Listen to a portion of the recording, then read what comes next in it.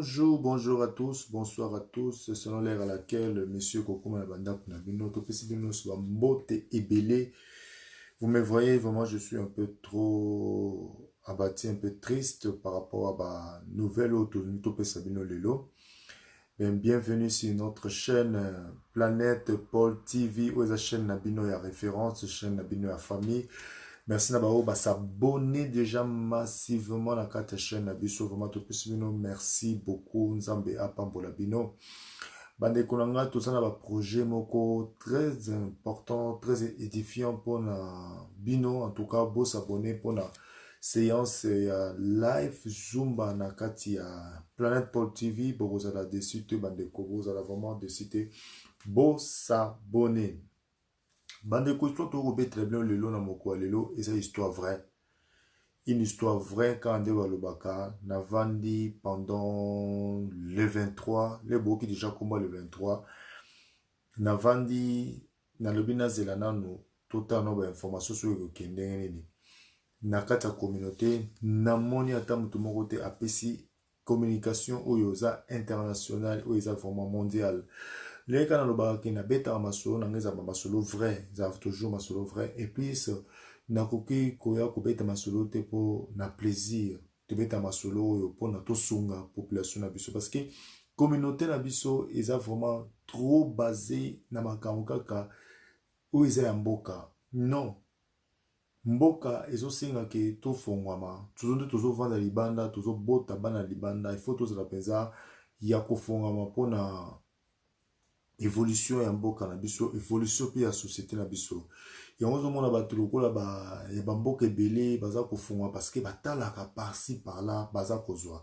Soko zo bona ba Nigérien na zo ko taxika ba Nigérien baza copie ya ba nationalité nyonso, bayibi théâtre na Congo, bayibi musique na Congo, bayibi musique na Amérique, bayibi musique partout, basangisi basali culture.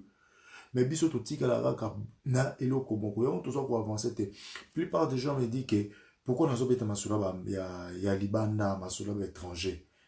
Mais ceux qui voient masula ba étranger, tendeni beaucoup de ba ko évoluer pe ko attirer. Entre-temps nos enfants bazo ba étranger, entre nous biso mo peut tozo ba étranger.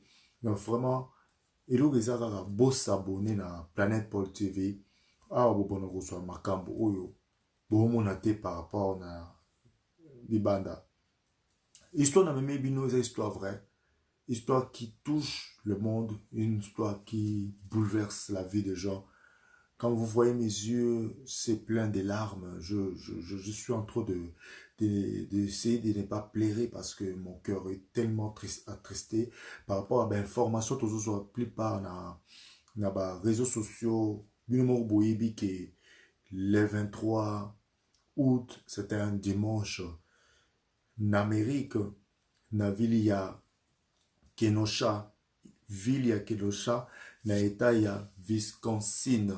Wisconsin est un état moko y Amérique où yo drame moko tu s'est passé, histoire vraie, je vous dis, en plein live, en plein vie, en pleine journée.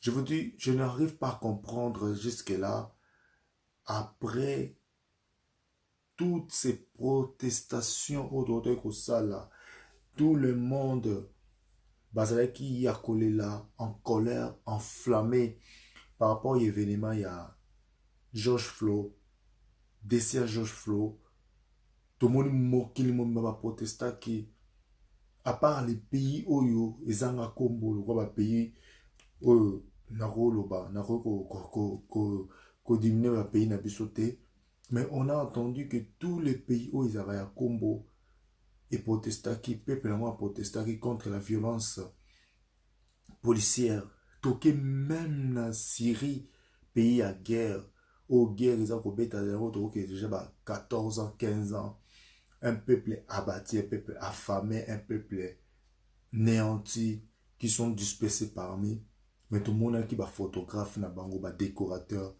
ba décorer qui, ba photographie, puis ba crier qui, contre la violence policière, oui, ça m'a qui, les États-Unis, tout le monde va m'okili belé. Après ces 3 mois, tu connais ça qui changement qu'il y a. Mais le dimanche passé, le 23 août, un garçon de 29 ans, un père de 3 enfants, a qui est encore arrêté par les policiers. Alors, là, les policiers vont monier, bâtonnier, ceux qui paient l'identité quand ils sont là. Mais les gars avaient fait un faux mouvement à bouger qui pour, je ne sais pas, qu'il y ait un document, pièce, à la qui s'abango, carte d'identité, ou bien, à ça, les locaux, car à l'air, font la portée, à ce côté de moto. Je vous jure, mes frères, mes sœurs, ma bêtier, 7 balles au dos. Je dis pas 1, mais 7 balles. Pam, pam, pam, pam, pam, pam, pam, pam, pam. 7. Et c'était en présence de ces 3 enfants. Bananaya mibale misato, bazana kati ya voiture, où les policiers sont obligés, ils sont formés pour nous protéger, protéger la société, faire l'état des liens en cas de problème. Donc, tout le monde pense que moto aba bétier 7 balles en live. En présence de 2, 3 gamins. Bazai na 4. Na habité, na minute au mitwa banana. Soki, ekoza sou malamu, na le kito a masasi wana. Parce que, lisasi moko a pamba, eko bouleverser yo. Eko siso maele. Mais au fil, il y a 7, je sais pas. Et le voisin était là. Les gens filmaient. Les gars, il s'appelait Jacob Black. Jacob Blake ozomona na minute oyo alalaki na mabele. Dieu merci, bayaki vraiment intervention yaki mbango, ba dégager na hélicoptère, bake na hôpital moko ya monene. Jusque là toyebi suite te, il est en bonne santé ou bien il est en coma. Précisément il faut en coma parce que 7 balles toyebi te, ekotaki na poumon, ekotaki kwapi, et c'est vraiment incroyable. Je vous dis, incroyable. Donc, Batou Bazalaki va vivre scène et les policiers, ils étaient là. Ni personne à intervenir. Vraiment, je vous dis, ce sont des choses incroyables. Des choses incroyables où ils bouleversent le monde de l'eau. Des choses incroyables où, dans la minute où il y a contestation, ils ont salement du sous-sous à faire George Flo, ils ont du sous-sous en vogue. Litia Martin Luther King, ils ont dit le sous-sous. Moi, je me pose la question, je dis, en réalité, moi, Paul, je pense comme ça. Il n'y a pas la haine entre les races. Il n'y a pas un problème entre les races. Parce que tout le monde a le lot, les contestations sur Salima, les batailles, la plupart des gens au bazar impliqués contre Koleka, ils ont la race, Bamindele, Chinois, ba Japonais, et tout, ainsi de suite, Indiens. Et puis, ils ont ça, Mokimba, et beau violence. Mais ce qui est vrai, et loko oyo, ils ont tia batois se diviser, ils allaient politique. Si seulement politique, et que l'on a mis tout à bateau, ben, indifférence.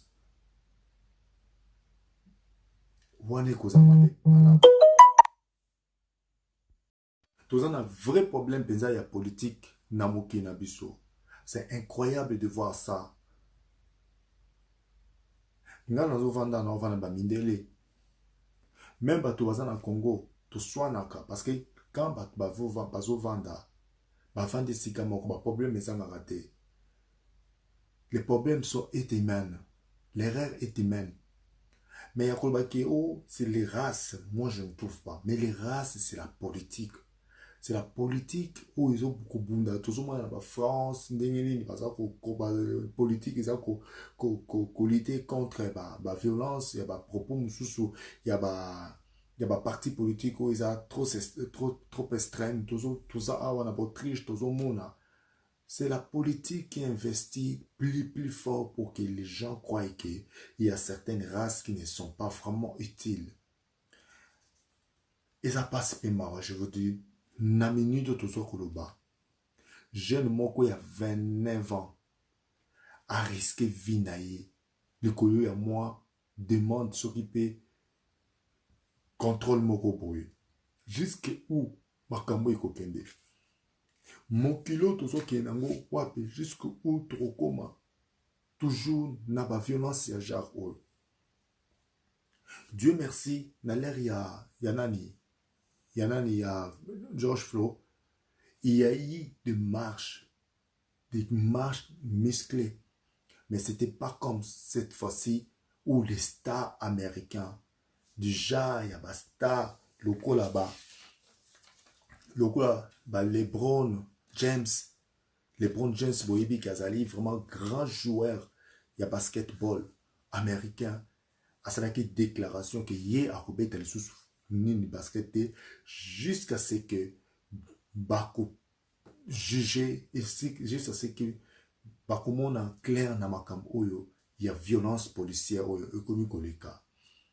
Et alors plupart des gens il y a bastar nyonso, il y a football américain, basketball, tennis, et puis bastar pe bazoye bele, même il y a cinéma, même il y a musique.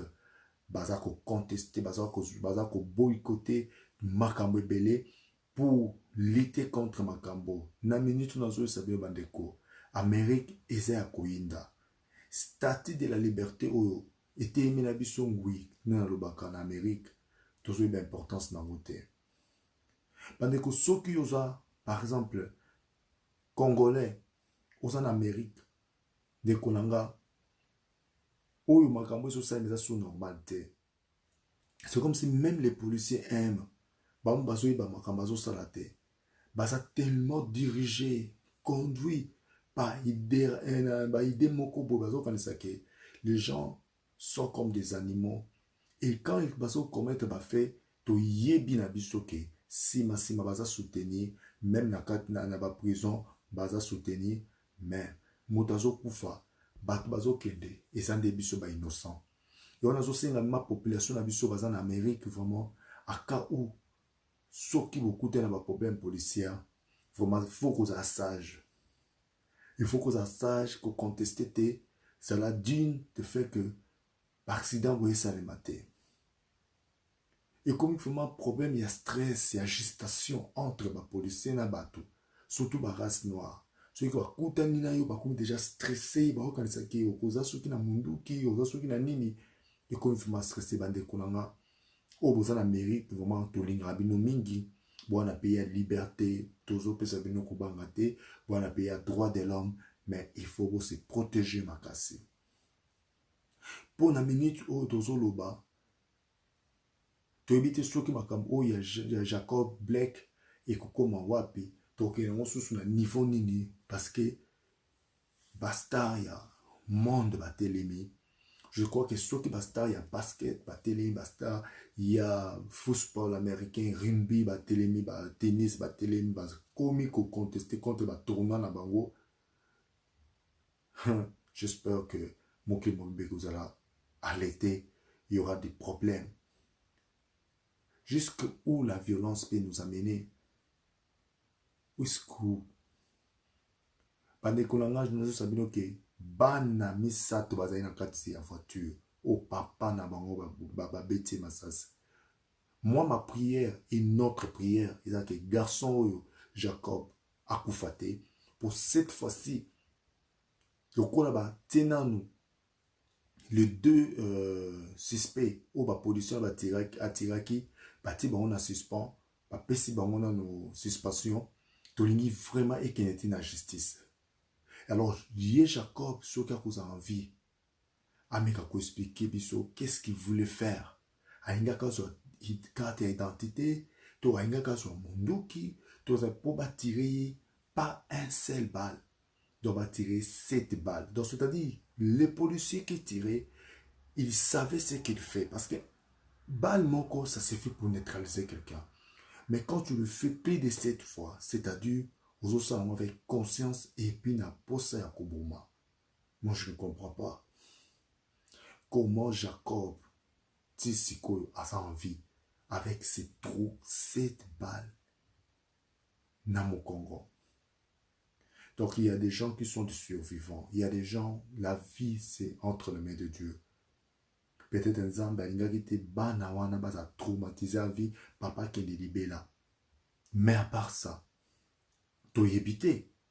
Est-ce que Jacob, bah les toutis na ba poumon, bah les yeux na mutema, bah les yeux ceux qui wapi, na ba intestin, ceux qui peut wapi. Est-ce que Jacob a sorti toujours en bon état, en bonne santé? Est-ce que Jacob a bana koloba, a comme paralysé, a comme infirme, a comme kizengi? Là, c'est question d'avenir. Donc, je sais que moi, je vous dis, mes frères, bino tozaka soko moni policier na mokilo yo, oninga ko contester, peut-être na miso ya bato ba mona yo, ça peut arriver que loro moi ma beko komela yo, soit liwa rotika bana, lokola Jacob negatika bana et droit, ou soit il faut pas contester, il faut être un peu stratège na ba policier à lelo yo. Tous ko implorer Nzambe que Jacob a été la seule personne où il a faire face à la justice na batouana. Parce que la plupart des cas, ils sont victimes déjà décédées. Et pourtant, ce sont que des mensonges. Cette fois-ci, ce que Jacob a causé en vie, l'air a causé en santé, a causé en bien, a passé malmoko na jugement na pas victime, batakanae. Ils ont passé bandeko. Comment on a magamba boizo salma en plein 21e siècle. Amérique au batno storivaka. Taraba image sur pesabiso. Donc des contestations oyo écrit makambo, voire même Jacob a profité, mais il y a un fou au bozo monana asimba na eka mundu kabima na balabala. Mais non, c'est pas possible. Abomi 2 personnes, 2 jeunes afro-américains encore. Ces jeunes que vous êtes en train de voir, les jours où les gens vont contester, ça va marche, encore un problème. Est-ce que l'Amérique, ils ont un président, tout l'Amérique, ils ont un président. L'Amérique est divisée, le blanc pleure par rapport à la situation où il y a haine raciale côté de l'Amérique. Bamindele. Bandeko, bouge jangote le collement problème au Koboye. Il y a racisme entre les blancs et les noirs. Non. Moi, personnellement, c'est un problème de politique. Politique du monde. Si la politique nous laissera tranquille, avec cet esprit, il y a division, il y a des citoyens du monde, toujours un problème. Parce que tout le monde est mindele, ngana bali mundele, nana moi samde, nazala ba mi mindele, nazala ba kamada mindele. Ça se passe pareil quand vous êtes au Congo. Parfois, Boyokani, parfois aussi dit qu'il y avait toujours des problèmes entre vous. Mais ce qui est vrai, il y a des respects entre nous. Je me sens jamais noir de la peau par rapport à moi, si par rapport à voisin. On fait du zumba ensemble, on sort ensemble, on fait des fêtes ensemble, on fait des... tous ensemble, sans divers couteaux.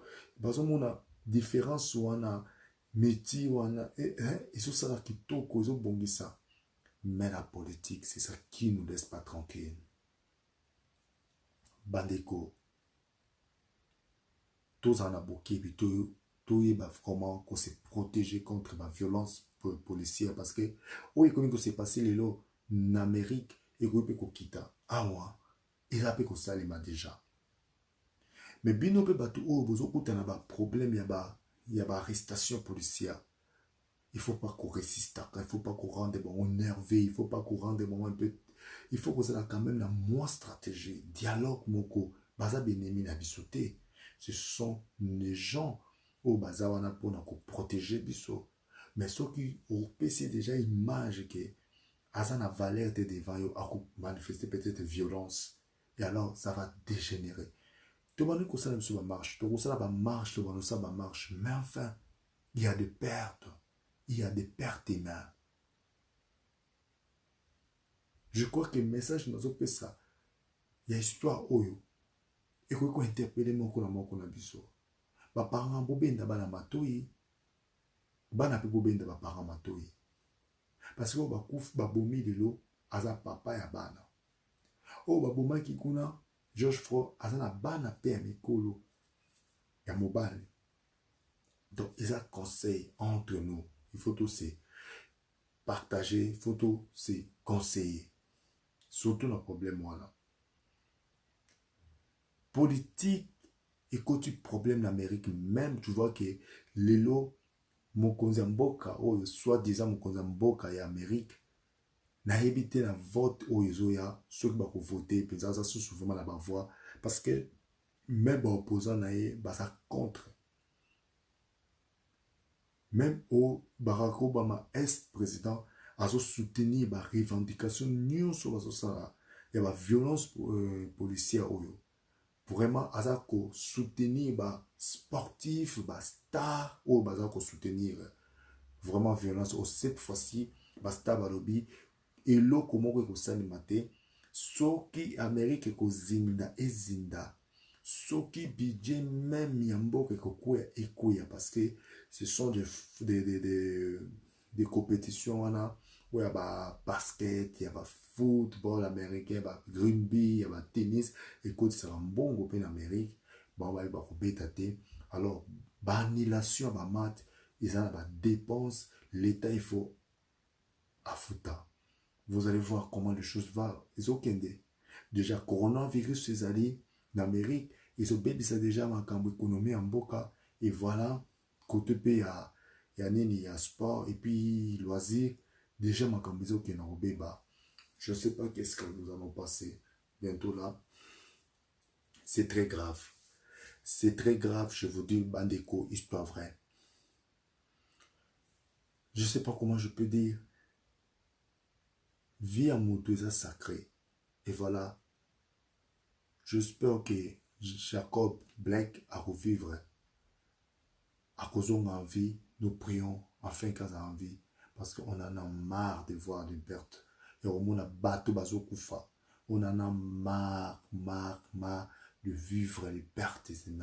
Namokilo, soutien makambo ya Sony, où ils ont les en Amérique. Amérique, comme Mboka ya Sony. Amérique, tozo banga, ceux qui vraiment trouver avec première puissance. Amérique, comme Mboka Sony. Mais, espérons que avec ma revendication maintenant sérieux, mesclé oyo, il faut changer quelque chose. Bon, pandeko histoire na mimena qui bino vraiment yango yo, et ça lelo na actualité. Bon s'abonner na Planète Paul TV, surtout pour na ba projet na tout ça ya Zumba, et puis to ma solo kaka oyo bino bozo négliger nga. Ba oyo so balingi bazwa mibali ya malamu to basi ya malamu, boko tana live together ya la danoise wana bokozwa vraiment basi ya malamu pe mibali ya malamu oyo la danoise aza ko travailler vraiment jour et nuit aza vraiment comme on dit au four et au moulin pour na ko lamba pour na ko bongisa ya malamu pour na bino. En tout cas n'hésitez pas ya ko s'inscrire na les live together. Merci à vous tous et puis vraiment restez branchés sur notre chaîne afin que vous avez informations. Tozo là vraiment suite et fin. Il y a procès, il y a Jacob Blackie. Est-ce qu'il sera en vie? Est-ce qu'il s'est rétabli? Nana notre éviter tout ce qui est maboko nzambe pour asa papa ya bana misato et puis tout ce que moi si na bana na ina maboko nzambe et puis bateau ba fifa qui saigne wana maboko nzambe parce que les gens peuvent être traumatisés en vie pour na marambo mususu ya boy vivre cette balle pom na matoyi na mwana moke. Ils ont facilité, ils ont traumatisé ma vie. Alors, merci beaucoup. Nous sommes partout dans le monde. Merci. Bye bye. Love you guys.